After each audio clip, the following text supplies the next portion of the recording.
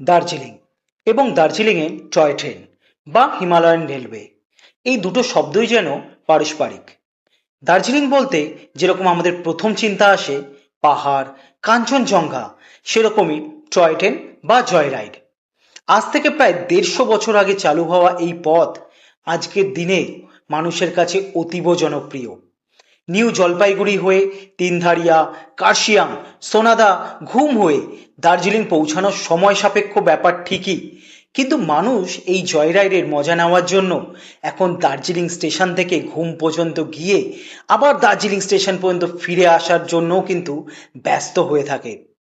মাত্র 2 ঘন্টার এই রাইডে মানুষ যেরকম জয় রাইডের মজা নিচ্ছে, সেরকমই হিমালয়ের অপ্রাকৃতিক শোভাকে উপভোগ করছে, সেরকমই আবার বাতাসিয়া লুপে দাঁড়িয়ে কিছুক্ষণ সেলফি নেওয়ার আনন্দই যেন আলাদা রকমের।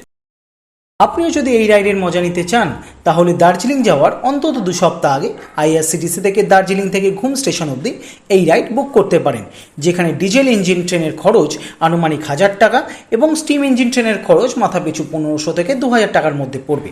তো এবার ঘুরতে গেলে অবশ্যই একবার হলেও এই রাইডের কিন্তু মজাটা অবশ্যই নেবেন।